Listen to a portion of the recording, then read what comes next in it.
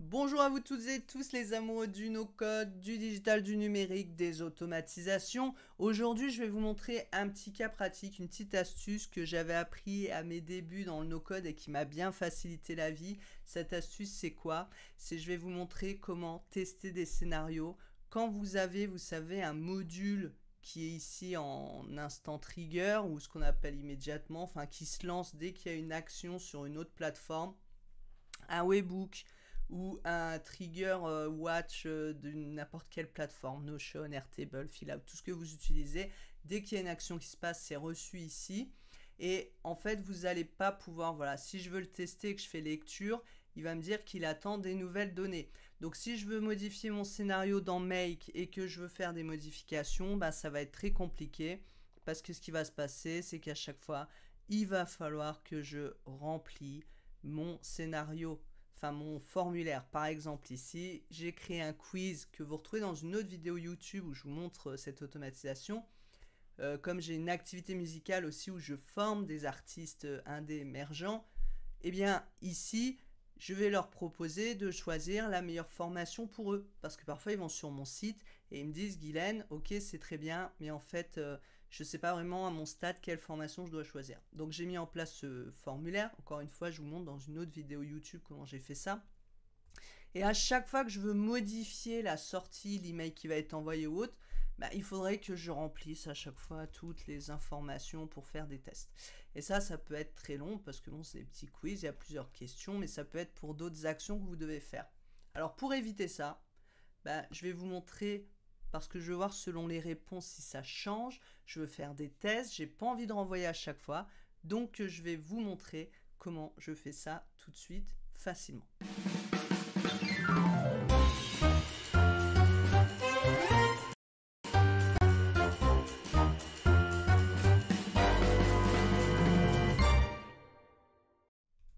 Donc je vais remplir une première fois mon questionnaire pour me l'envoyer.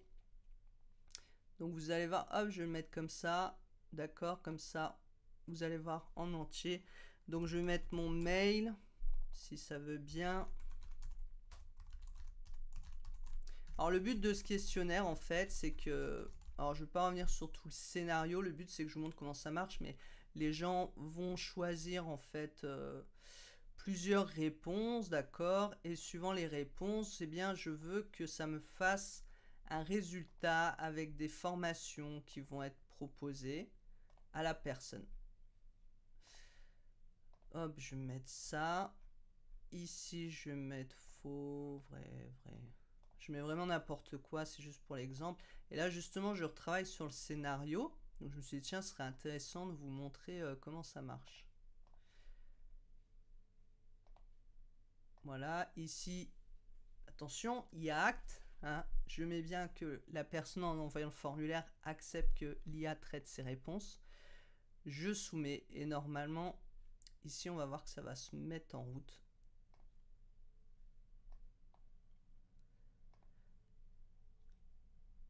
Pas forcément, mais bon. Donc là, ça me l'a envoyé. Alors j'espère que comme j'étais en preview, ça va quand même fonctionner. Hop. Je reviens dessus.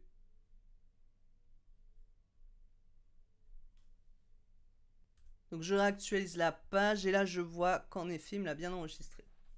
Donc j'ai bien reçu l'info. D'accord. Et les réponses. C'est cool. Maintenant je vais pouvoir tester mon scénario, voir si le mail a bien été envoyé, si la réponse a bien été envoyée. Et imaginons, je me dis ok, le mail est sympa, mais j'aimerais bien là, j'ai une mise en forme.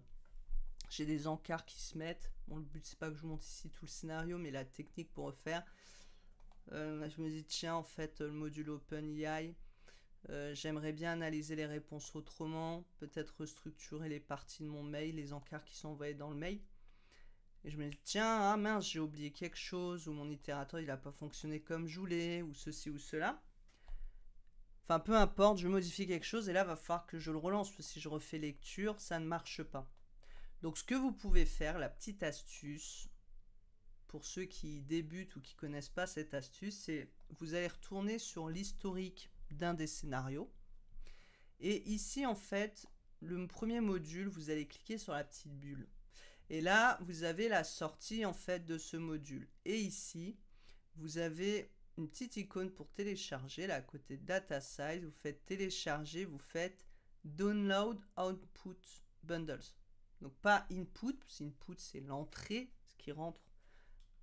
Voilà, si je clique dessus, bon, voilà, là, il n'y a rien qui rentre de derrière, ça rentre de l'extérieur. Mais output, en fait, ça va me donner le fichier JSON. Alors, je ne vais pas rentrer dans le détail sur qu'est-ce que le JSON. D'accord, c'est un langage pour vulgariser, simplement. C'est un langage uniforme, on va dire, qui est utilisé pour dialoguer entre les outils. Quand nous, on crée ces petites bulles, qu'on envoie des données, ben, en fait, en général, c'est envoyé dans ce format JSON. Et c'est ça qui va structurer, architecturer, en fait, toute l'information. D'accord? C'est un peu comme Google, quand il est un site web, il va structurer avec les titres, etc. Mais là, c'est pareil, il va prendre tous les types de données et il va dire, voilà, c'est quoi comme type de données. Alors, c'est sûr que c'est moins joli quand on reçoit directement mise en page, mais il sait le nom du formulaire, la date, et il va avoir toutes les réponses. Toutes les réponses, vous voyez, hop, hop, hop, et on a vraiment tout ce qui a été répondu. Alors, ce que je trouve juste bizarre, c'est que je ne vois pas mon mail. Bon. Donc, ce qu'on fait, c'est qu'on sélectionne tout. Je suis un peu étonné de ne pas voir le mail.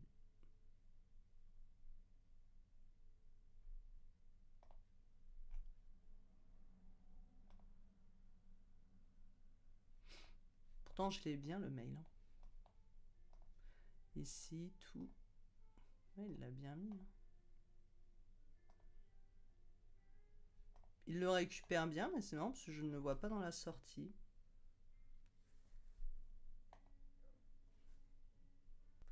Donc ce qu'on va faire maintenant, c'est qu'on va mettre un petit module magique entre guillemets, parce que dans le no-code, il n'y a jamais de magie. Donc je vais aller dans mon scénario, donc je refais, on va ici, on télécharge, là je fais CTRL A sur Windows, CTRL C, je prends tout. Là je vais dans mon scénario et je vais ajouter ce qu'on appelle un module JSON. Donc je vous disais, c'est le langage, en fait c'est le format dans lequel l'information est envoyée au module suivant. Je fais parse JSON, alors vous avez plein de modèles. Après je vous avoue que je suis pas une grosse spécialiste de tout ce qui est JSON. Donc je fais, il y a des gens qui font des trucs encore plus fous que moi, parce qu'il y a des gens encore plus fous dans le no-code. Ensuite ce que je vais faire, c'est que je vais prendre ici, vous voyez, vous restez cliqué sur le petit logo du trigger là, du démarrage, et vous hop, vous le collez au JSON, magie. Et donc ici, vous allez juste dans JSON string, vous faites CTRL V, et voilà, on colle notre JSON. Ici, si je fais clic droit, Run with Module Only, il va me lire et vous voyez, on a toute la sortie comme tout à l'heure, avec les questions, les réponses, voilà. Par contre, j'ai toujours pas compris où était l'email. Je suis un peu fatigué, c'est bientôt les congés, donc j'ai peut-être pas les yeux en face des trous.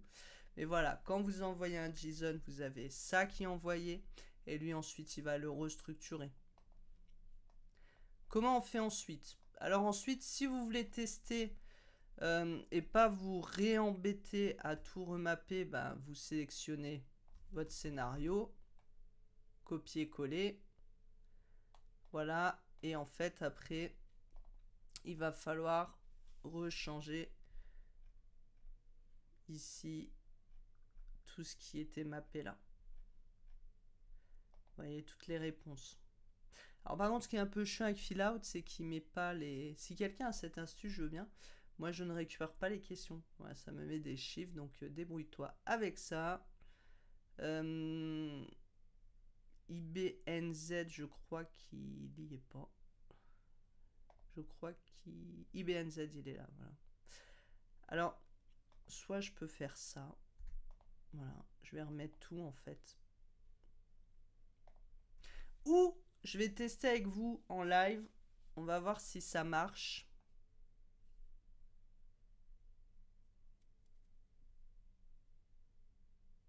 Non, je pense pas que ça va marcher, je vais pas essayer là. Surtout qu'on n'est pas en live. Enfin voilà. Là, c'est juste pour l'astuce du départ, on verra une autre fois, parce que j'avais un truc en tête, mais ça va être trop loin à mettre en place. Donc, simple, de façon simple, vous allez reprendre après, voilà. Ici, bon, forcément, il faut remapper résulte, parce que bah, ça avait plus le même numéro. Si, ça avait le même numéro, c'est juste qu'il n'a pas été lancé, donc il ne le trouve pas, mais il n'y a pas besoin de le relancer, ça se mettra tout seul en place. Si je fais ici lecture, voilà, bon, il y a plein d'erreurs, oui, bah forcément, là, il ne trouve pas les questions. Il faudra mapper tout, voilà. Et là, réponse format, vous mettez JSON Object. Bon, ça, c'est pour le mapping du quiz, mais ça, je vous l'explique dans l'autre scénario. Là, je me disperse. Guylaine, tu te disperses, attention.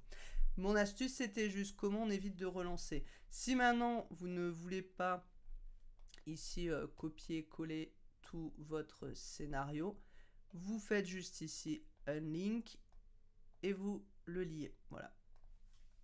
Mais bon, il va falloir aussi que vous remappiez toutes les données. Donc, moi, ça dépend. Selon le scénario, ce que j'ai à mapper, je préfère faire comme je vous ai montré tout à l'heure, en copiant-collant le tout à la suite. Et comme ça, après, ici, j'ai pas besoin de tout remapper, mais je modifie juste le contenu qui m'intéresse. Donc voilà pour la petite astuce, j'espère que ça vous sera utile. Vous pouvez le faire aussi avec vos webbooks que vous envoyez de Airtable ou autre. D'ailleurs pour les webbooks, sachez aussi que quand ça ouvre une page avec l'URL, des fois il suffit juste de refaire entrer avec l'URL du webbook qui a été envoyé, vous récupérez l'info. Ça peut marcher, donc voilà les petites astuces pour gagner du temps. À bientôt.